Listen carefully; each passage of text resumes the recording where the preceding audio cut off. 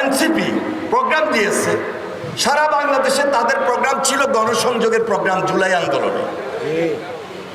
হঠাৎ করে আমরা দেখলাম গোপালগঞ্জে তারা প্রোগ্রাম দিয়েছে মার্চ টু গোপালগঞ্জ, একদিনে 2 দিনে চেঞ্জ। এটা আমি মনে করি এটা তলিয়ে দেখা দরকার, এর পিছনে কোনো হীন উদ্দেশ্য আছে কিনা। কারণ সামনে তো নির্বাচন, এই ধরনের গন্ডগোল যদি হয়ে যায় নির্বাচনটা প্রশ্নের মুখে পড়তে পারে। পড়ে যে নির্বাচন নিয়ে এখন পর্যন্ত এতগুলা কথা, তাহলে আপনারা কিভাবে গেলেন, কিভাবে বেরোয় আসলেন?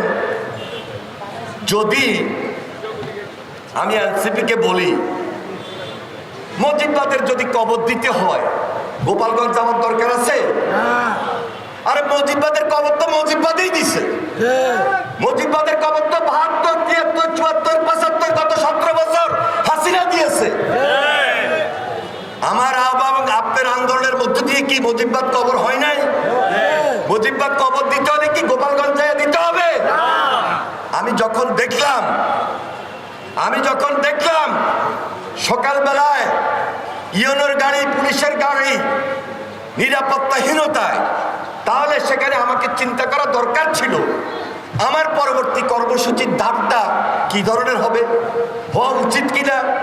হলেও আমি সকল রাজনৈতিক দলের সঙ্গে তাৎক্ষণিক মুহূর্তে আলোচনার দাবি রাখে না, বরং আমরা লক্ষ্য করেছি। দেখুন, আমরা এখানে অনেকেই ছাত্র রাজনীতি করেছি। আমার ছাত্র রাজনীতি করতে করতে আমরা এখানে নেতৃত্বে এসেছি।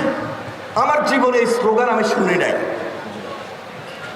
আরে কালুয়া স্লোগান তো ওবায়দুল কাদের থাকা অবস্থায় ছিল, কিন্তু কালুয়ার স্লোগান মানুষ কখনো গ্রহণ করে নাই, পছন্দ করে নাই। আর কালুয়ার সঙ্গে জামাত বলেন, এনসিপি বলেন, তারেক জিয়ার সম্পর্কে যে স্লোগানটা দিয়েছে মুখে নেওয়ার মতো। তাহলে একসঙ্গে আন্দোলন করলাম, একসঙ্গে লড়াই করলাম, ফ্যাসিবাদের কর্তৃত্বকে রুখে দেওয়ার জন্য মাঠে ময়দানে ঐক্যবদ্ধভাবে ছিলাম। 17 বছর ছিলাম।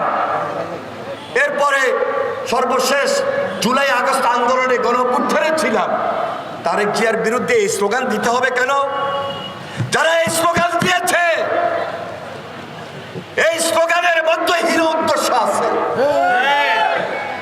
তারেক রহমান 17 বছর লড়াই করেছেন, নির্যাতিত ছিলেন, সংগ্রামী ভূমিকা অবতীর্ণ হয়ে পুরা জাতিকে ঐক্যবদ্ধ করেছিলেন।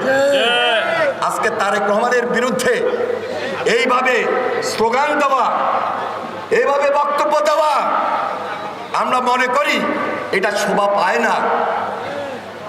হ্যাঁ, অনেকে আমাকে বলেছেন ওনারা এনসিপি করছেন একটা দল, নতুন দল, অভিজ্ঞতার অভাব আছে।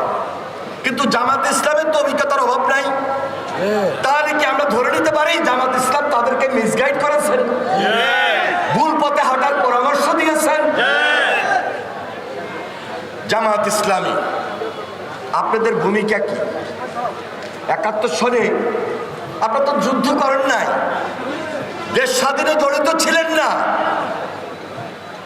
শহীদ রাষ্ট্রপতি জিয়া রহমানের নেতৃত্বে দেশের মানুষ যুদ্ধ করেছে, লড়াই করেছে, সংগ্রাম করেছে, স্বাধীনতার ঘোষণা দিয়েছে, রণাঙ্গনে ঝাঁপিয়ে পড়েছে। স্বাভাবিক কারণেই একটা পার্থক্য তো আছে রাজনীতিতে।